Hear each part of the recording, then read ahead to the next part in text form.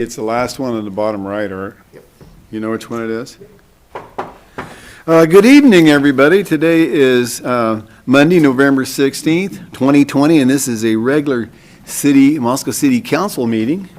With that, Art? Would you rise and join me in the Pledge of Allegiance tonight? I pledge allegiance to the flag of the United States of America and to the republic for which it stands, one nation under God, indivisible, with liberty and justice for all. Thank you, Art. Just a couple of things before I get going on in the consent agenda. Our format has changed a little bit since we met last for a city council meeting because our governor restricted us back to stage 2, which means we cannot have more than 10 people in our chambers, including us up here, at any one time. So with that being said, we do have some restrictions that we're going to be doing this evening, and we had some of this that we ran into last summer. Item number 3, item number 4, public comment and mayor's response period. We will not be having that in the future, and also council reports at the end of the meeting I will not be doing. But with that, I will go to consent agenda. I move approval of the consent agenda as presented. Gina is second. Okay, Art made a motion. Gina made a second to approve the consent agenda as is. I'll start with Ann. Aye. Maureen. Aye. Sandra. Aye. Randy. Aye. Gina. Aye. And Art. Aye. Okay. With that, we're going to go right into, oh, by the way, Gary, you're with us this evening, and I'm pretty confident you don't have a staff recognition report this evening. Do you have one, sir? No, sir, I do not. Thank you. And the mayor does not have any mayor's appointments tonight as well, so we're going to go right into item number 5, which is a public hearing, annexation, comprehensive plan, land use designation, and zoning designation for approximately 156 acres proposed to be annexed into the city of Moscow. And we've got Mike Ray with us this evening. Mike will be doing the presentation. Welcome, Mike. Thank you, Your Honor, council members.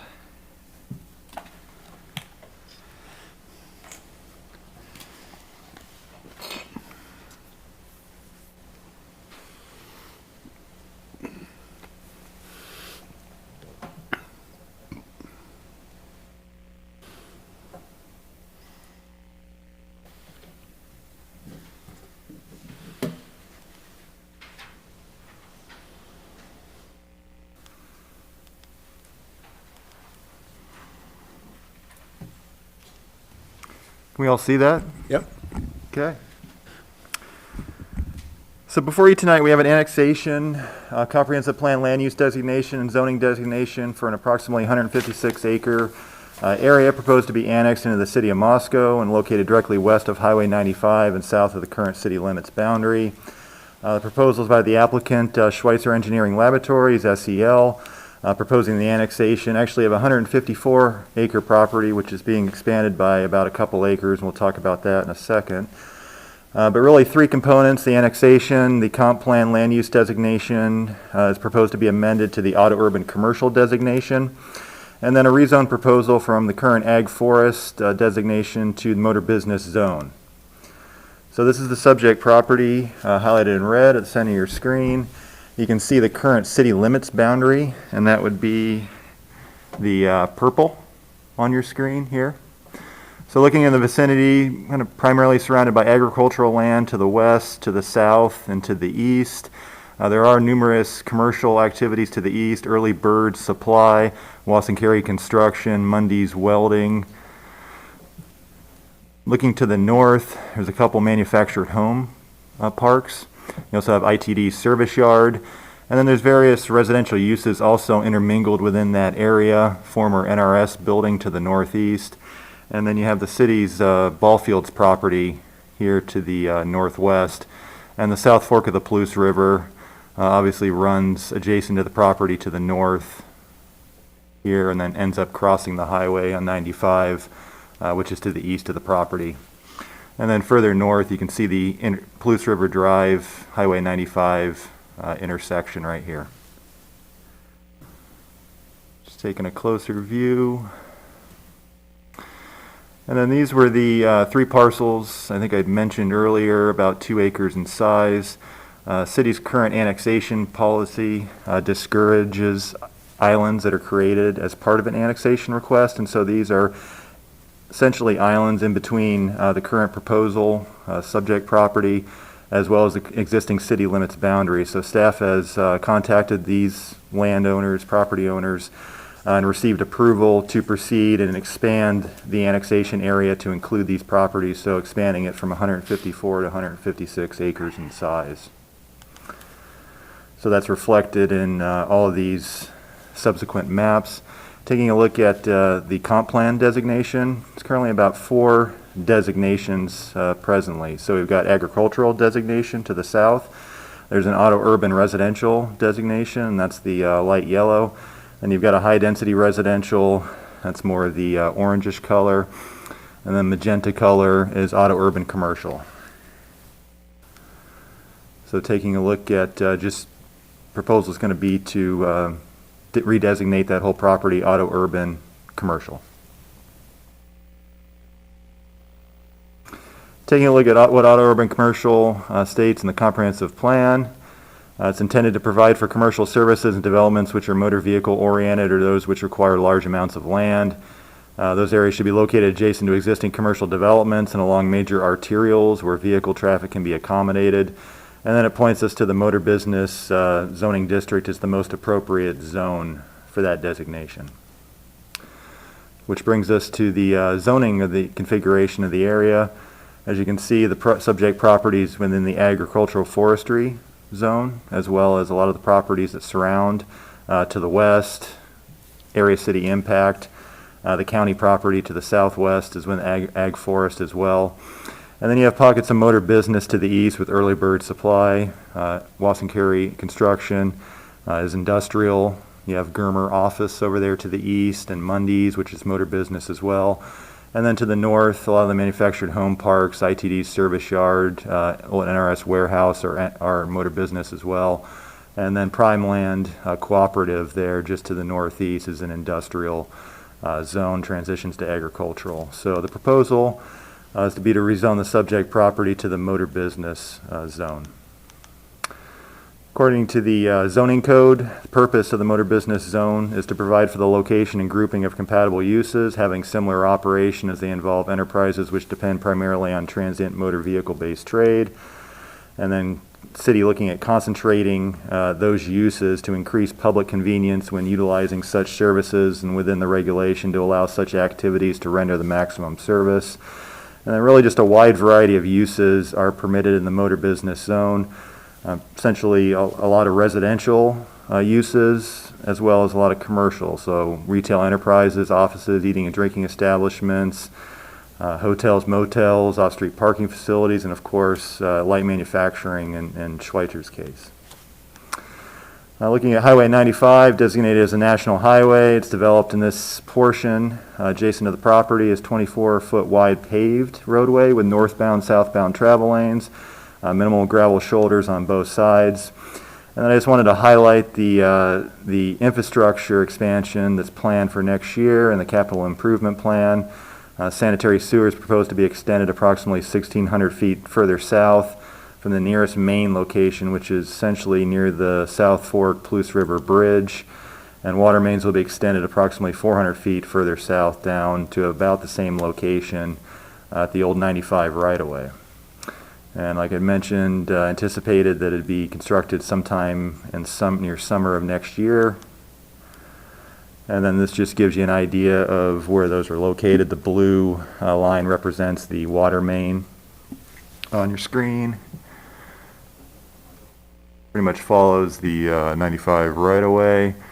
And then this would be the nearest location of the sanitary sewer near the lift station there by the bridge. And so those essentially be extended all the way 1,700 feet south on proximity of this area here. So the applicant did conduct a neighborhood meeting with the affected property owners within 600 feet of this property. It happened on September 10th of this year to discuss the proposal, and all those materials are attached to your packet. And the Planning and Zoning Commission conducted a public hearing for the comp plan land use designation and the rezone. on October 14th of this year and recommended approval with no conditions. And so staff's recommendation before you tonight is to conduct a public hearing upon the annexation, comp plan land use, and zoning designation, and upon consideration of testimony presented, there'll be a few different actions here. Approve the annexation ordinance under suspension of the rules requiring 3 complete and separate readings, and then it be read by title and published by summary. Then if the annexation ordinance approved, approve the proposed comp plan land use designation resolution and adopt P&Z's reasoned statement of relevant criteria. Then if the annexation ordinance is approved and the comp plan land use designation resolution is approved, approve the proposed zoning ordinance under suspension of the rules requiring 3 complete and separate readings, and then it be read by title and published by summary, as well as adopt the P&Z's reasoned statement of relevant criteria for that. And with that, I'd certainly be able to try to answer any questions that you have. Okay, questions for Mike from, can we get that down so I get counselors up here so we can see if somebody's got questions for you, Mike, before I start the public hearing? Okay, there's all our counselors. Counselors, does anybody out there have questions for Mike before I open up the public hearing? Sandra. Hey, Mike, my only question is, during that meeting with other folks in the area, were there any people that were really frustrated and did not want this to happen? With the neighborhood meeting and planning and zoning commission, as far as I could tell, there was, in testimony presented, there were no, that's a no. Okay. Well, okay, I'm going to move on then, Mike, to the public hearing. It is 7:12, and I would like to hear from the applicant now. So I'll go first, if that's okay. Can you hear me okay? And then I'm going to toss it over to, I think Jan is there in person.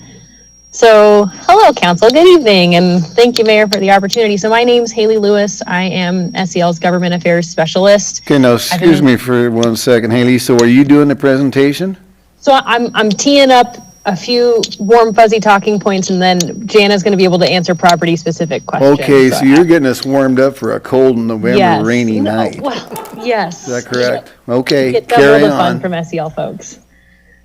So I've been with SEL for 8 years. I started as an intern. I'm a Gritman baby. I'm a Moscow Bear. I'm a 3rd-generation Vandal. I'm really happy to still be in the area, and I commute to Pullman every day for work, and it's great. And I'm really proud to be an employee owner at SEL. And I currently manage our Quad Cities Municipal Government Relations and our Idaho State Government Relations. And so I'm just here to say, you know who we are, you know what we do for the most part. We do have if we're able to make it work, we've got a short video that kind of,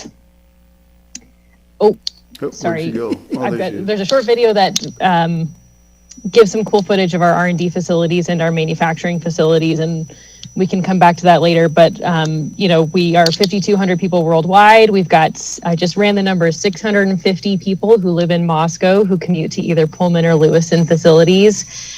So we're really, really excited to grow in Moscow sustainably and as our business, as we need to address our business needs. And the city of Moscow has made it really easy and appealing to want to grow into Moscow. We're pretty much outsizing our Pullman spaces, and so we plan to continue our Pullman operations, but we're really excited to expand into Moscow.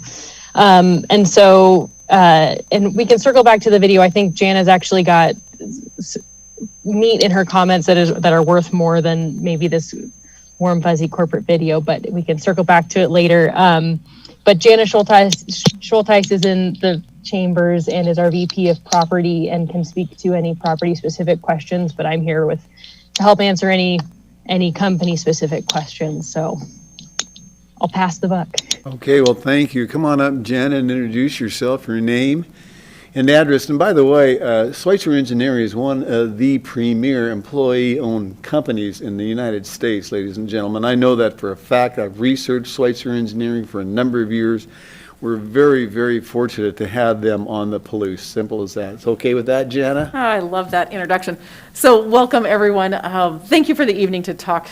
Thank you for the time to talk this evening about our our request to annex and to rezone this property into the Moscow city limits.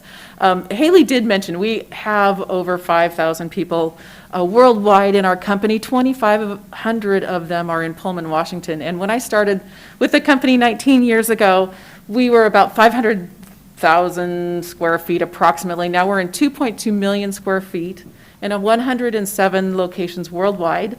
We can be anywhere in the world, but we are based in the Palouse and we love it here. When I started the search, it was predicated on the need to expand, and we needed a strategic land reserve. So I looked at all of the states in the United States to find out where are the business-friendly states? Where should we relocate and buy, enough elbow room to expand for the next 50 years? We have 120 acres in Pullman, and we have used about 100 acres over the last 35 years. So what's cool about that is that we're growing. We've grown in Lewiston. We just finished this year 180,000 square foot building in Purdue's shoulder community in West Lafayette, which is really neat to be able to grow and develop a new route over in that region. We've got another property in Charlotte, North Carolina, yet again, Boise and Spokane, San Luis Potosi. We can expand in a number of locations, but we circled back around to Idaho. We really like this state, the way it's run. It's a business-friendly climate. And then we had the choice. Let's look at the whole 95 corridor. Let's look at where we are in Boise. Maybe we should be down there. And we kept looking and looking and looking and thought, we really like it here, and we're choosing Moscow. We want to expand 150 acres here for the next 30 to 50 years. So we're excited about the ability to develop the land in a free and unfettered way. The reason why we want to do that is because we don't know what industry will ask of us and what properties we will need to bring on. Is it an R&D facility? Is it a manufacturing plant? Is it a daycare, a restaurant? We don't know. It just really is so important to realize that we develop our projects to respond to what industry and our inventions are bringing. So we really look forward to the opportunity to expand like we did in Pullman as business needs. And that's really why I'm here. It takes several months to get a property ready. So we need to make sure that we move it out of the agricultural zone and into something that's like an industrial zone, or in this case, motor business. So we can have it ready to tee up the utilities like Mike was talking about today. It takes time. And so as we grow, it's my job and my responsibility to make sure that that land is ready for us. And so as we are so excited to bring on new projects, we build about 150,000 square feet a year. I have to put it somewhere. So as I look forward to the potential in Moscow, it's as exciting as always. The city has been fantastic to work with. The planning department has been phenomenal. They are very opening, welcoming, accessible. That's not the case in all the cities that we live in right now. So Pullman is a similar way, but in North Carolina, you have the city and the county, and they do not agree. And so really, that is another reason why we just really applaud the way the city is operating today, because it is very business friendly, and we enjoy that. So tonight, would you please consider an affirmative vote to annex this property into the city limits to allow us the unfettered use of this land to develop together a partnership of a brand new campus of buildings and jobs and community development right here in Moscow, Idaho. So with that, it's my pleasure to answer any questions you may have. Haley's also online, so she's here to answer anything that you may need to know as well to be able to arrive at your decision. Okay, Maureen's got her hand up. Maureen. Well, my question is, as you start looking at Moscow and beginning to build in the next year or two, what are you looking at first, like manufacturing, R&D? Do you have some idea of what it is that you want to start with? Oh, I'd love to be able to answer that question. The answer is, it takes me about 2 years to bring a project online. I have nothing on the drawing tables today. So I cannot tell you specifically what it will be, but I would say that when the company is ready to announce a project, we will do it in a great big way like we always do. We just don't have anything to tell you today that would reflect the accurate answer to your question. Do you have some estimation in terms of when you think you'll be up and have something on that land? Oh, it's hard to know. Again, when we look at what the 95 reconstruction looks like, there's an interchange, and then there's the utilities that are expanding out there. And so really, the land would be buildable and utilities would be connectable, gosh, I would think by 22, right around there. So I would anticipate, should SEL choose to expand in Moscow on this parcel, it would probably be in a couple years, maybe in, within the 5-year time frame, just knowing when the parcel would be ready to build on. Okay, well, Jana, thank you. We may bring you back up here because I'm going to see if there's some other folks during this public Very good. hearing that would like to speak. And so with that, I would take testimony from anybody out there in the audience that is in favor of this annexation into the city. And or general comments. And or somebody that, for whatever reason, doesn't like it. And I don't see anybody rushing to the podium, which is a good sign. So with that, I'm going to close the public hearing at 7:21.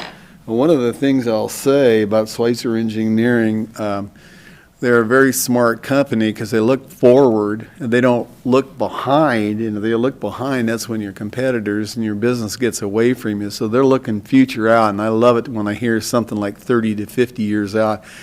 That's a big deal for our community, folks.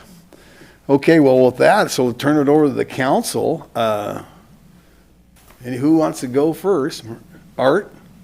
Yeah, I can go first. Relative to our first action item here for the annexation, I think this is a logical extension of the city limits of Moscow. It abuts the city, and although it subsumes a couple orphan parcels, it is a very logical placement for a large annexation at one time, and given its location next to US 95, both present and future, annexing land there into the city makes perfect sense to me. Okay. Who else on council? There's Brandy. Brandy's got her hand up. So I just have one what if type of question. So I don't think this is very likely whatsoever, given the known success of SEL and how they are in an expansion trajectory. But what would happen if it, over the next couple of years, somehow they decide that this is not where they're going to proceed and they shift gears for some reason? Is there any issue with us having annexed it in the meantime? Any potential issues with that if they were to sell it, say, to someone else?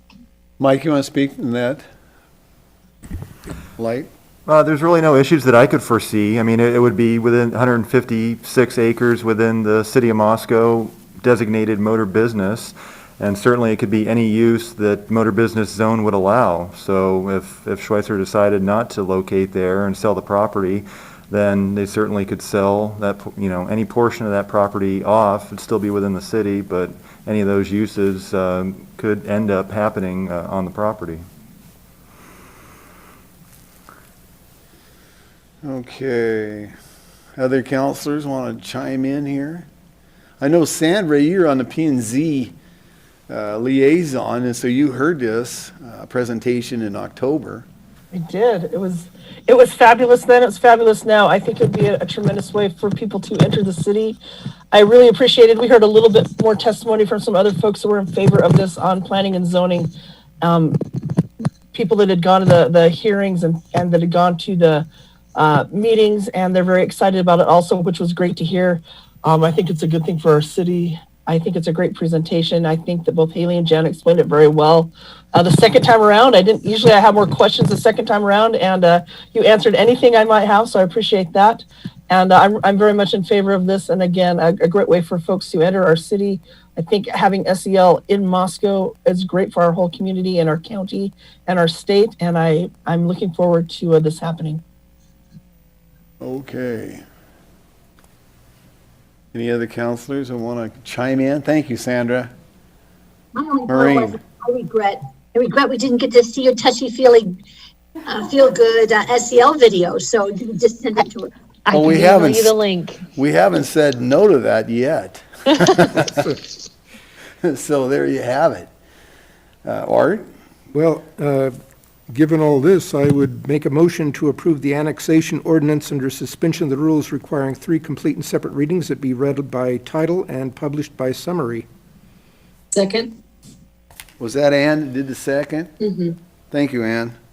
Okay, Art made a motion, Ann made a second to approve the annexation ordinance under the suspension of the rules requiring 3 complete and separate readings and to be read by title and published by summary.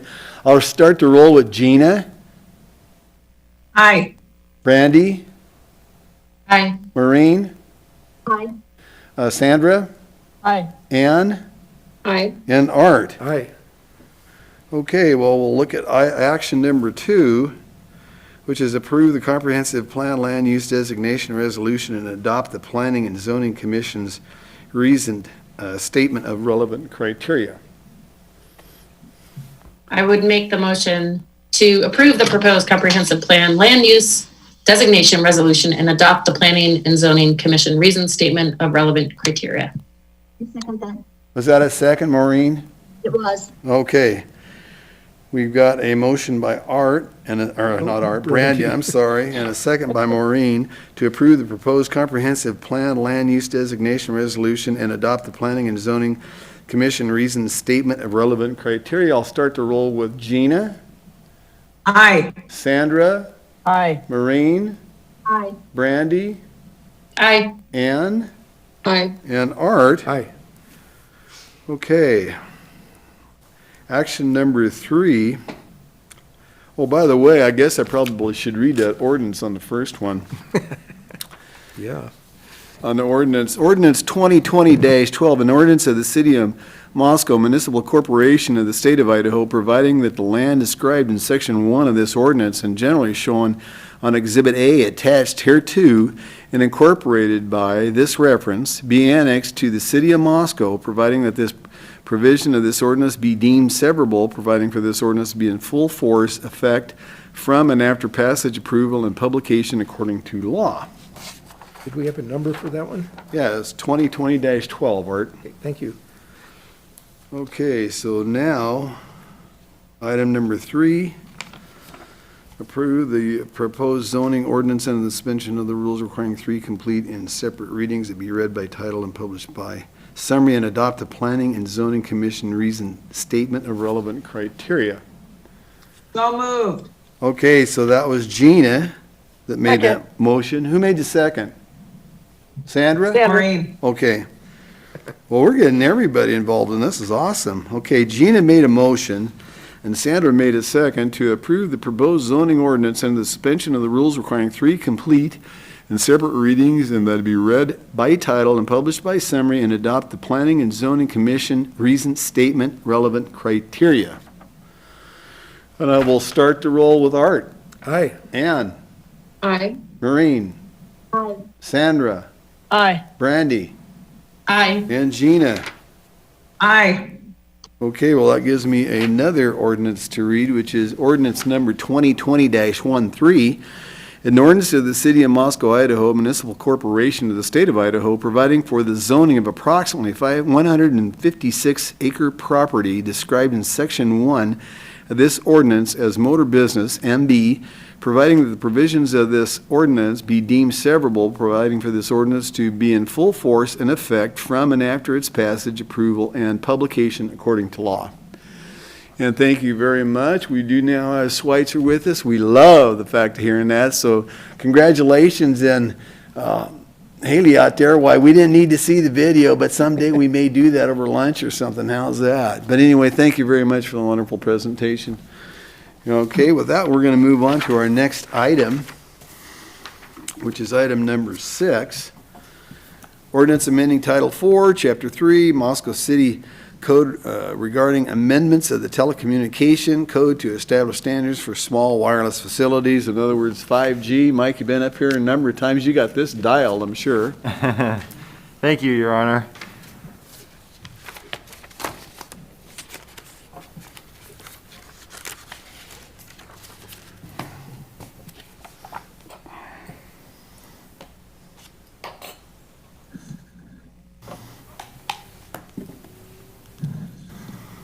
You all see that? Well, as I'm sure you're all very aware, just wanted to provide a quick bit of background on our small wireless facilities ordinance. September 9th, 2020, Planning and Zoning Commission conducted a public hearing upon the proposed ordinance, recommended approval to City Council with a minor modification. Then October 19th, 2020, City Council conducted a public hearing and considered the proposed ordinance on first reading. And then on November 2nd, last meeting, the council considered the proposed ordinance on second reading with some minor modifications to that ordinance. And the proposed action recommended by staff tonight is to approve the proposed ordinance under suspension of the rules, requiring a third complete reading, and then it be read by title and published by summary. I'd certainly be able to try to answer any questions that you have. Okay, we've all heard this several times. Mike, can you get my counselors back up there so I can see them, please? Anybody from council? We've all seen this numerous times. Anybody up there want to chat with Mike? There's Brandy. Hi, Brandy. Hi. Okay, I have one question of something that just came in tonight. As we all know, things keep kind of trickling in, and it was about a recent ruling that determined that documentation of a completed NEPA review is now required. Is that something that Mike or Mia, you are aware of? And is that a clause that should be added to our ordinance where we require the documentation that they are in compliance with the FCC emissions? And I know that we're not the ones that determine that, the FCC is. Is it also that the FCC documents that they have gone through that NEPA review that appears to now be required? Mia, are you with us tonight? Should we let Mia speak on that, or you want to go with the mic? Is Mia with us tonight? There she I'm is. here. I don't know if you can see me, but I'm here. You're invisible, Mia. We see some there. Oh, there there we you go. are. Okay. I can defer to Mike if he's able to address that, and then I can fill in. Okay. Well, traditionally, NEPA review is only for federally funded or federal projects. So that would not apply to the city of Moscow unless there's some type of federal funding that was involved in a small wireless facilities project. Oh, okay. Okay, so that, I don't know if you had a chance to see it, because I sent it to you also, but it was quite late, where it said every new wireless communications facility must undergo a NEPA review. That's only if it's federally funded? Is that? Traditionally, NEPA review is only if it's federally funded or a federal project. And Brandy, looking at the email that you sent, this is not a recent case. It was back from October of 2019, which I potentially would have reviewed. I quickly looked at this email. It doesn't change my opinion to date. Okay. Okay, so the conclusion is that's not required despite this ruling, is that, or it's not the city's responsibility to be sure that it's completed? It's not a federal project. Unless there's any type of federal funding that's involved or it's a federal project, then no, NEPA review is not required. Okay, so that was sent to us was specific to only if there's federal funding for the project. That is where the NEPA comes into purview.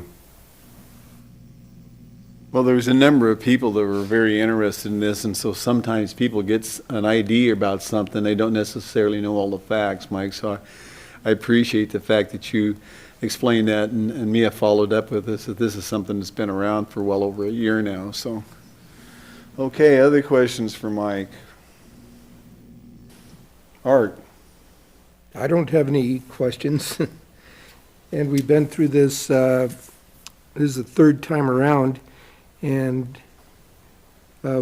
anybody have anything else to say? Maureen?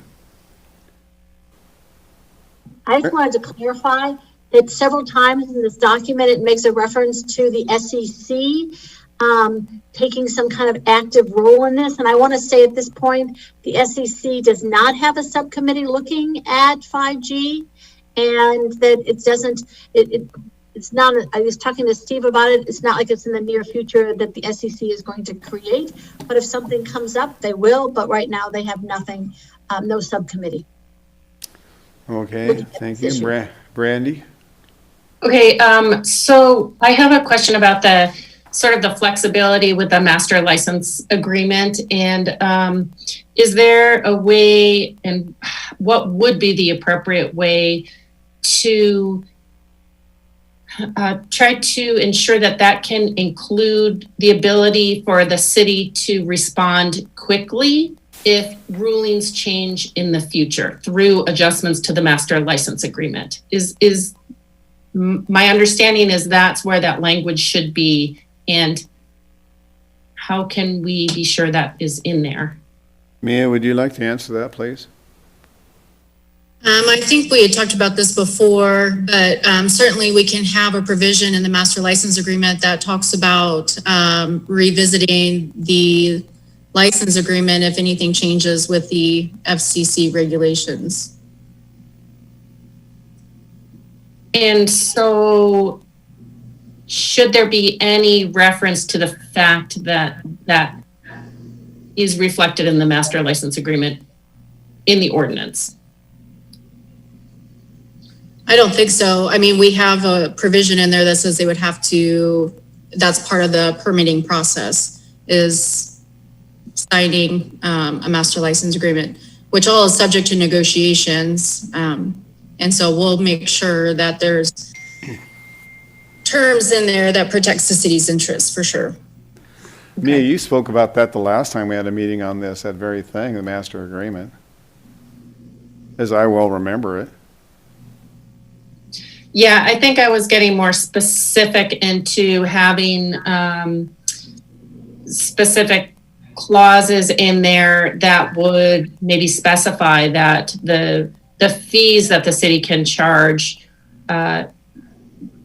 can be changed if FCC rulings and determinations in court cases as they are litigated, if they permit the city to do so, so that we would not have to then be stuck in a stalling point while we try to rewrite an ordinance to actually reflect if we find that the cost to the city of all the administration, everything that's required is beyond what we are currently able to charge, that the master license agreement says, you know, we have the ability to adjust those fees, as an example, if we are permitted to do so in the future. So just wanting to retain, I think, I imagine everyone would, as much flexibility as possible to respond quickly if the legal landscape changes in the future.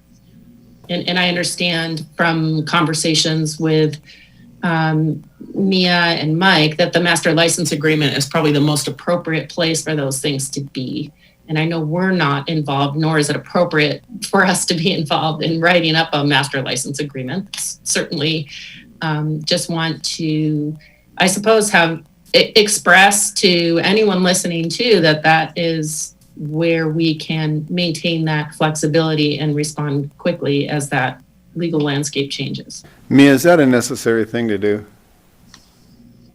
I'm not sure I understand your question, Mayor. Well, Brandy said she's talked about this master licensing agreement and changing some of the language in there to accommodate that. Do you see a need for that? I think if I'm hearing Brandy correctly, she just wants to make sure that in the master license agreement, we build in some provisions that would allow us to increase the fees if the safe harbor fees, so the minimum fees that are just currently considered acceptable fees, if that increases or if we're allowed to, and so one, if that increases, that we're allowed to increase our fees. Certainly we can work something like that in there if the company agrees to it. So like I said, a lot of those terms are negotiated as we're proceeding with whatever company's coming in. If we can prove that we put more time, money into what the safe harbor fees are, we can certainly charge more if we can prove it. If we can prove that it costs us more than what the minimum amount is. But that will take some time. But certainly we can work in some of those conditions into the master license agreements. Thank you, Mia. Well, I see the master license agreement being a completely separate issue from the ordinance and decision we're making here tonight, and should probably keep them separate and let them play out, the master license agreement play out during negotiations and/or renegotiation if necessary. But relative to the ordinance tonight, I think it's an issue we should hew to get things through. I saw Gina with a hand up. Gina? I'm limited by my technology and I cannot get to the ordinance, the one with all of the edits and such in it. I wanted to ask a very pointed, sorry, Mia, a pointed question about there were 5 or 6 items that seemed to be, 3 of us thought they were maybe more relegating or delegating aesthetics, and some thought they were being specific. Are they gone or are they still in there? What's yes? They're gone. Okay. That's what I wanted to know. Thank you. Okay. You mean, I think, you mean the consideration for the additional siting and location, those are not in the draft ordinance before us right now. Yeah. And sorry, are we in the discussion phase right now, or are we still waiting for a motion in a second and then we can discuss? We haven't had a motion in a second yet, so. Okay, well, maybe we should. Well, I'd make a motion to approve the proposed ordinance under suspension of the rules requiring a third complete reading and that it be read by title and published by summary. Second. Gina seconded. So now you've got a motion by Art and a second by Gina to approve the proposed ordinance under the suspension of the rules requiring a third complete reading and that be read by title and published by summary. So did you have something else you wanted to discuss, Brandy? Yeah, so now, thank you. I just wanted to get that, the motion there and just to kind of open up a little more discussion. So I think through this whole process, I mean, it's clear that we need to get, I think, an ordinance on the books, because as it stands right now at this moment, we don't have any regulations for small wireless facilities. And a lot of work has gone into it, and staff has made a lot of edits and adjustments, incorporating planning and zoning's extensive deliberations and discussions, including consideration of a lot of well-informed public input. So I think it would be not wise of us to leave this with no regulations. I think it's a great start, and to me, this is a start. And as we see how things unfold over time, as a part of the ordinance states too, that section 6, we can adopt additional small wireless facility design and construction standards by resolution, and the most restrictive provisions of either shall apply. So there are means by which we can continue to look at this and strengthen this and change it and respond to that changing legal landscape. And Maureen, I appreciate you bringing up SEC, and for me knowing that, it's not something that's actively on their agenda right now, but there is some interest, there are some eyes on that. They felt, for this stage, the important part was getting an ordinance on the books through P&Z. So we have something, but in the future that they are interested and willing to look at that as things change. And at that time, I would really welcome their input and advisement and recommendations. And I consider this something that's not finished. It's just kind of started with this ordinance. Maureen? I was also looking at it again in preparation for this meeting, and looking at section 1H2, it appears to have a lot of recommendations, and they use the word encouragements, which are really similar to one of the languages that we once had in the whereas, but it gives a message to the staff in terms of what's important, but it doesn't delineate exactly, and it gives the discretion to the staff. And I like it being right there in section 1H2 as it previously existed, and it didn't seem like we needed anything else, any of the other whereases. And so I'm in favor of this one. Okay, thank you, Maureen. Anybody want a comment before I ask for a roll? Yeah, Done. my comment, I was most in favor of all of the proposed additional language of the piece that just specified we have the ability to check to see if they meet current 1996 FEC regulations. And so I know we had debated multiple different components of that. That was the one that I felt most strongly about. I don't know if I'm in the minority on that tonight in terms of adding any language, because none of it is included currently from what we discussed last time, but I thought that that was an important addition. And even if we don't need to specify it and it's still, we're still able to do it, I think it is an important addition. Thank you, Wait, Ann. and I think that part is included. It is? Yes, when the addition that it could be conducted annually, and that if they're found to be out of compliance with that emission standard, it would have to be addressed per the master license agreement. Is that what you're talking about? Yeah, my apologies. I thought that was not included as per the discussion of everything that was a potential addition. Well, we can get component. confirmation from Mike, but I believe that was added. Is that correct, Mike? It's correct. Based upon the council's discussion at the last meeting, that was retained in the ordinance. Excellent. Thank you for that clarification. Okay, well, we've got a motion by Art and a second by Gina to approve the proposed ordinance under the suspension of the rules requiring a third complete reading and that it be read by title and published by summary. I'll start with Gina. Aye. Brandy. Aye. Maureen. I think I saw lips say I didn't hear you, Maureen. Was it aye? Aye. Okay, Sandra. Aye. Ann. Aye. And Art. Aye. Okay, well, we have an ordinance 2020-14, an ordinance of the City of Moscow, Idaho Municipal Corporation of the State of Idaho, providing for the amendment of Moscow City Code, Title IV, Chapter 3, providing for the amendment of the Telecommunications Code to establish standards for small wireless facilities, providing that the provisions of this ordinance be deemed severable, and providing for this ordinance to be in full force and effect from the date of its passage, approval, and publication according to law.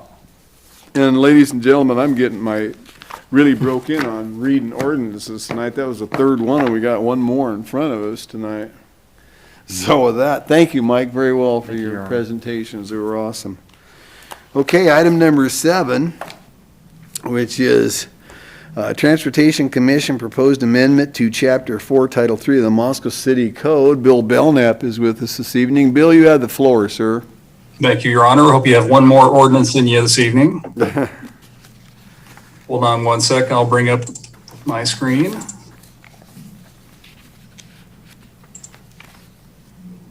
Yeah, let's get to the beginning here. Okay, thank you and good evening.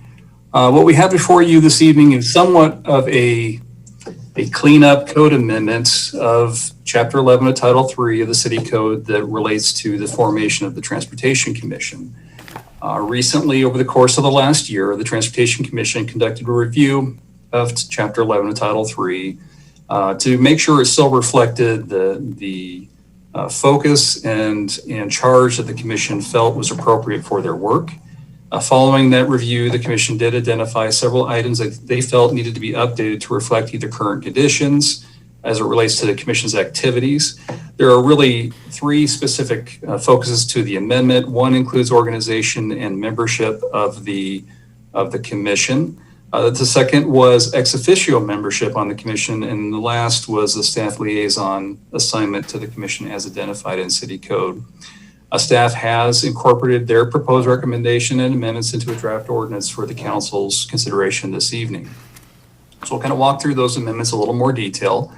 As it looks at the organization section of the City Code, the Commission felt that the University of Idaho was such an important community partner as it relates to transportation and mobility throughout the community that they wanted to have a position on the Commission designated for a representative of the University of Idaho to be appointed by the university president. Currently, we do have an ex-officio position on the Commission that is a non-voting slot for the University of Idaho president or their designee on the Commission. But the commission did feel that that was so important that they wanted that individual to have a voting capacity on the commission. They also recognized there could be a circumstance by which the university chose not to appoint a representative, so they did include language that allowed the mayor to appoint a member to fill that position should the university choose not to appoint a representative. So that's really the first change in the ordinance that's before you this evening. The second within the organization is, and it's somewhat unique to the Transportation Commission section of the City Code, is it is specifically named the Public Works Director and the Community Development Director as staff, both as staff liaisons to the commission. Currently, those two positions no longer exist within the city's organization, and so we are recommending removal of that designation within this ordinance. And then the largest component of the ordinances before you is a reduction in a very extensive list of ex-officio members that are included currently in city code. Now that's reflective that some of those entities no longer exist, and others have chosen not to participate in the commission for a decade or more.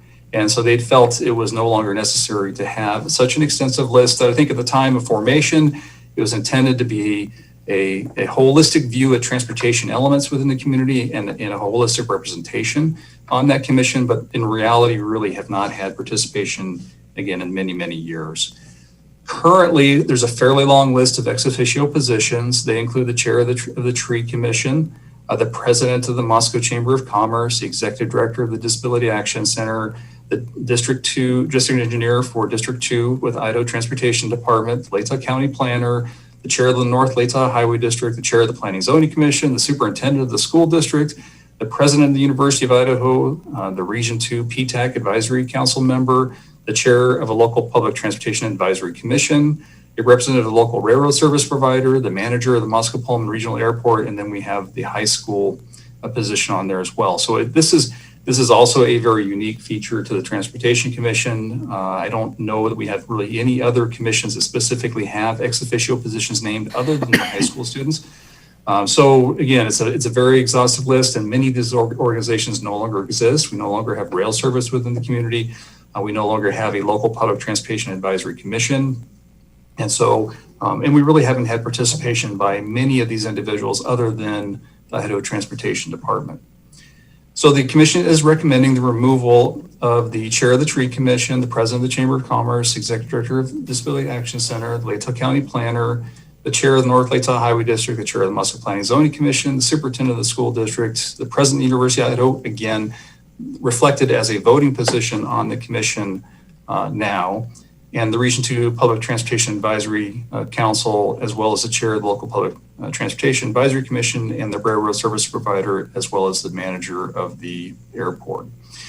That will leave us with 3 ex-officio positions remaining. That would include the district engineer for District 2 of the Idaho Transportation Department, a representative from our local public transit provider, currently Smart Transit, and then we will have the student position, which includes both the high school as well as the post-secondary position. So we'd have really in total 4 ex-officio positions remaining on the commission. The proposed ordinance was reviewed by the administrative committee on November 4th, and the committee recommended approval of the ordinance to the full city council. Staff does recommend the council approve the ordinance under suspension of the rules, requiring 3 complete and separate readings, and to be read by title and published by summary. And with that, I will stop sharing my screen. Bill, you said that administrative meeting was on November 4th. It was actually November 9th. And I just wanted to make that quick clarification. A couple of other things on here. All those people that you suggested are removed. Any of those people, if they wanted, can come to a transportation commission anytime they wanted to anyway. Isn't that correct? Certainly. There is no need to be an ex-officio member. We've had individuals in the past. Carl Root was a good example from the University of Idaho's Parking Transportation Services. He would attend virtually every meeting of the commission. And he wasn't there in any official capacity or any ex-officio capacity. He was just there to participate, provide input from the university's perspective on transportation issues in the community. So certainly, whether it's on a topic that the commission is talking about, or just general interest on transportation matters within the community and the region, anybody can attend a meeting and participate. It's a very informal group, and we invite anybody to attend. Bill, I was on council during 2006, 2007 timeframe, and I was liaison to transportation. And the only person that ever showed up to transportation meeting that was Carl Root, to your point, all these other folks, I was surprised to read that they were even on there, to be honest. So it was kind of an amazing thing. Okay, questions for Bill from council? Art? Well, no question really, but congratulations for people paying attention to ordinances that may be out of touch with the current times. And I myself am in favor of approving this just to get rid of aspects that have passed into the mists of time so that we don't get stuck with some ordinances like I've heard about where it's illegal to walk your alligator on Main Street for no particular reason. So getting rid of some of these issues that have passed their time, I think, is great. And I'm really glad that people have looked into this and are taking this up.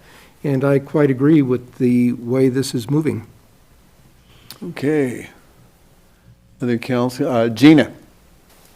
Thank you, sir. I've been, unbeknownst to most of you, I've been pushing for about 4 years now to get our smart transit executive director more involved in the city's transportation.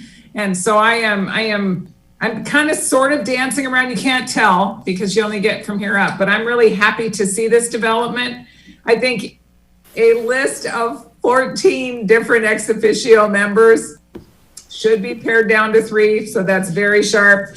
I commend the Transportation Commission for doing such a good job of cleanup. Thank you, Gina. Randy?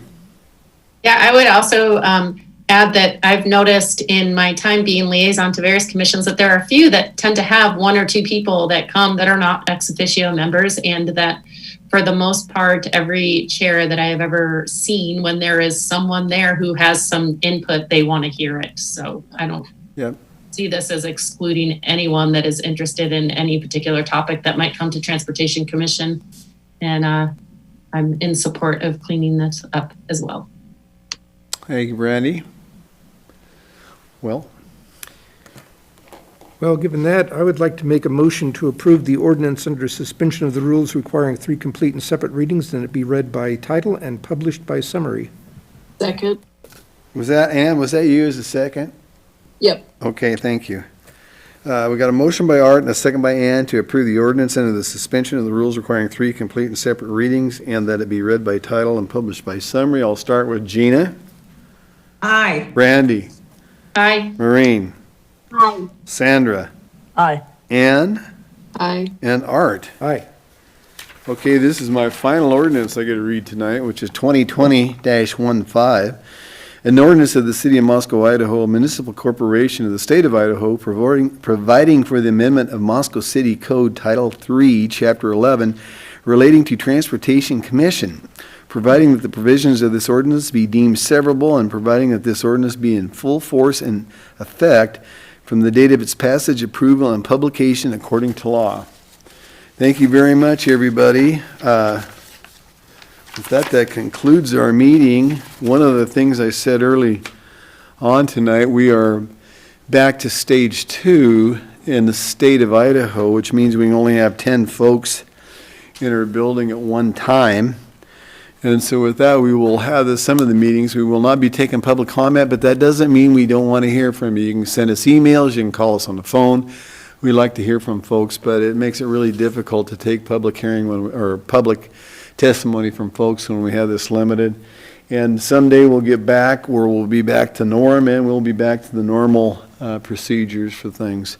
With that, I would entertain a motion to adjourn. Let's go. All right, everybody in favor, say aye. Aye. Okay, we are out of here at 8 o'clock sharp. Thank you, ladies and gentlemen.